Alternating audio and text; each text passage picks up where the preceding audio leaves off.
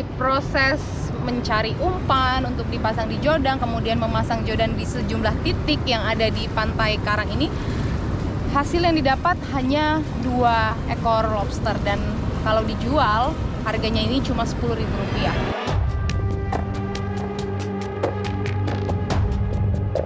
Satu kilonya Ibu jual berapa ini, Bu? Rp2.000. Rp2.000? Iya, Rp2.000. Itu mencukupi nggak sih, Bu, kehidupan Ibu sehari-hari?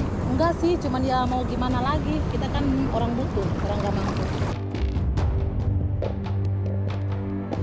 Waktu dulu saya hamil sama si Dede, sekarang saya ngambil di daerah Cibobos, ombaknya gede, saya hanyut. Tapi saya terus berusaha bangkit lagi. Karena waktu itu di rumah udah nggak ada beras, udah nggak ada apa-apa.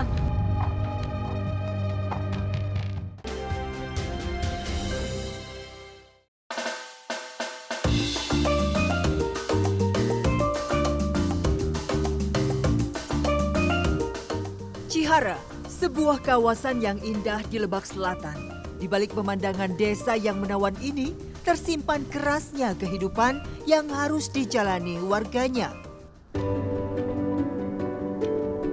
Kehidupan masyarakat pesisir di Desa Cihara yang sebagian besar merupakan nelayan pada kesehariannya mencari hasil alam laut. Kali ini saya akan mengikuti kegiatan masyarakat di sini dan turut merasakan perjuangan mereka dalam meraup pendapatan sehari-hari.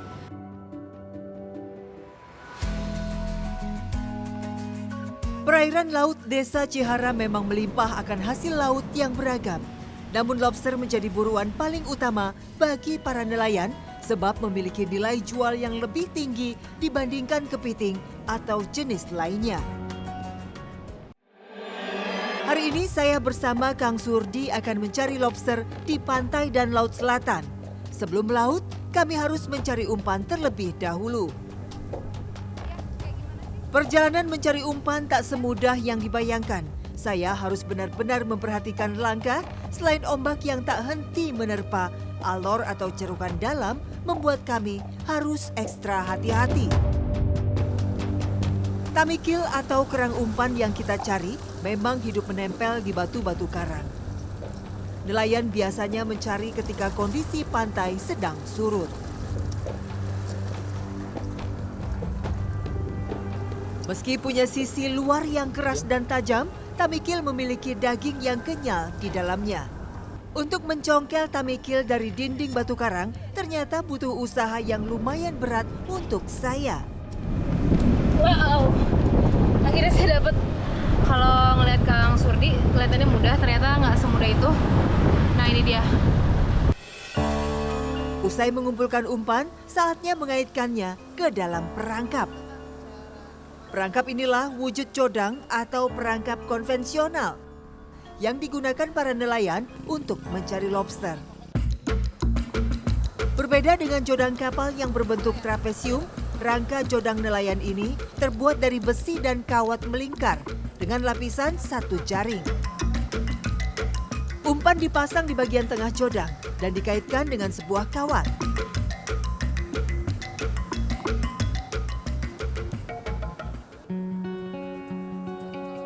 Untuk 1 jodang, biasanya nelayan memasang 30 sampai 40 tamikil atau umpan berupa kerang.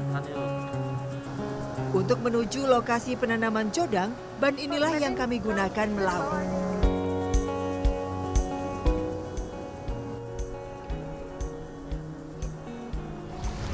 Yuk, udah siap semua, Kang? Udah siap. Yuk.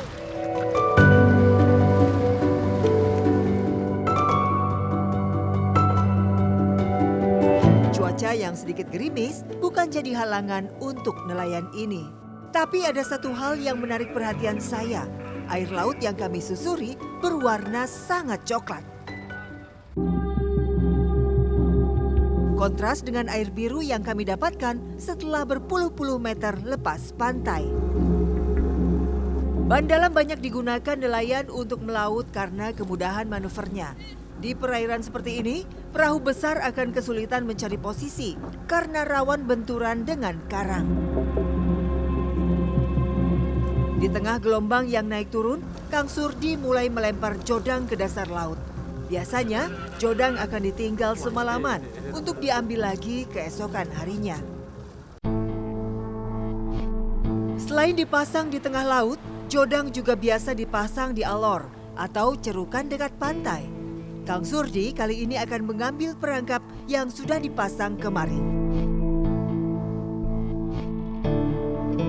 Sehari-hari, kondisi ombak yang tak menentu menjadi tantangan bagi nelayan.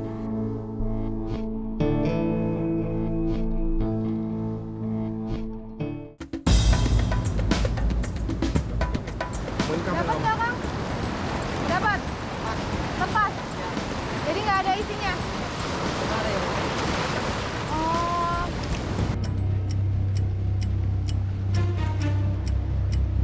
Untuk mengambil jodang di sini, terkadang Surdi harus menyelam karena tali jodang sudah tidak terlihat.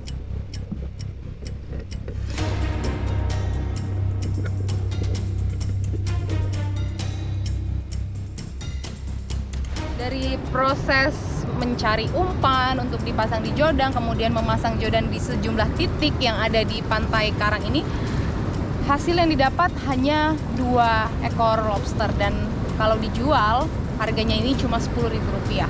Sangat tidak sepadan dari keseluruhan proses dan juga resiko yang diambil di tengah ombak yang sangat ekstrim. Dari 5 jodang yang dipasang, Kang Surdi hanya mendapatkan 2 lobster. Selepas musim lobster di bulan Juni sampai Oktober, hasil tangkapan nelayan Cihara memang tidak pernah menentu.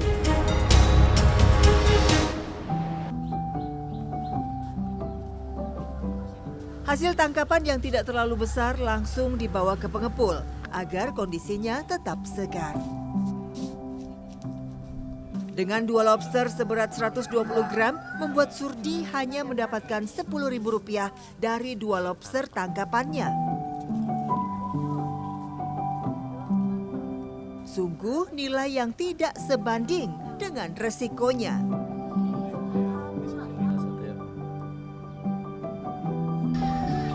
Harga lobster batu memang tidak terlalu mahal, sekitar 100 sampai 150.000 per kilonya.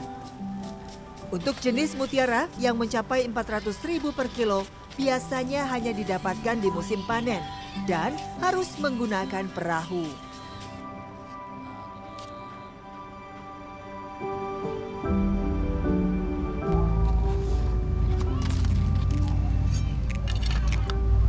Ini yang 120 gram. 120 gram. Itu udah lumayan besar ya Pak ya di sini? Ya lumayan, tapi ini sebenarnya ini nggak laku buat dijual ke pasaran. Kan ada batas Kenapa? ukurnya. Ada apa? Ada batas ukur gramannya. Dari 200 gram itu yang boleh sebenarnya mah. Itu ketentuannya. Ketentuan dari kementerian itu. Tapi rata-rata nelayan di sini dapatnya yang kayak gini. Adanya yang ukuran segitu. Iya, kalau ini nggak dijual, ya mereka mau jual apa gitu.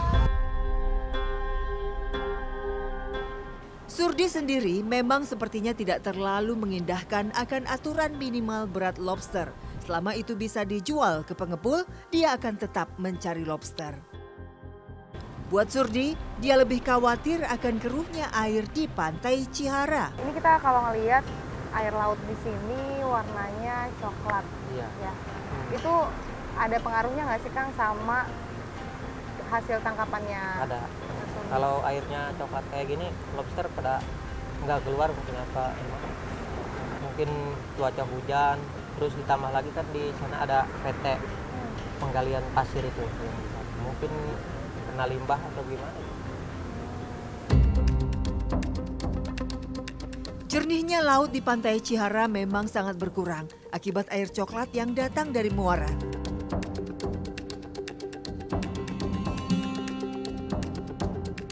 Sejak tahun 2015 silam, tambang pasir kuarsa memang mulai tumbuh subur di wilayah Lebak Selatan.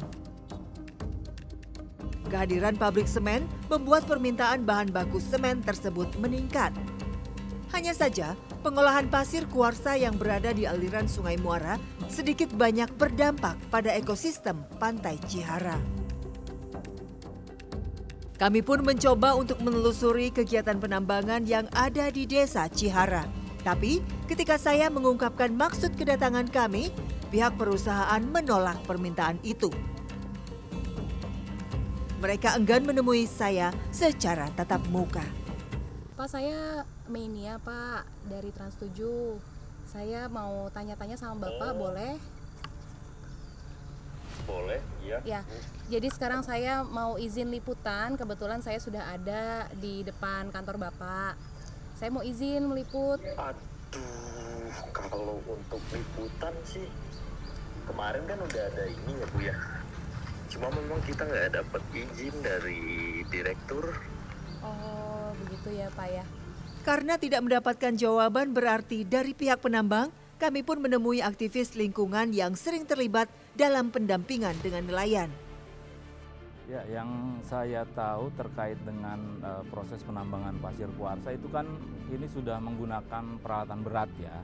Jadi menggunakan ekskavator, di situ tentu bahan bakar digunakan, kemudian disiram menggunakan air dan dimungkinkan dalam air itu ya tercampur dengan kotoran baik tanahnya, kimia dan lain sebagainya, sehingga itu kan nanti si sampahnya atau si buangan dari pembersihan pasir itu mengalir ke kali.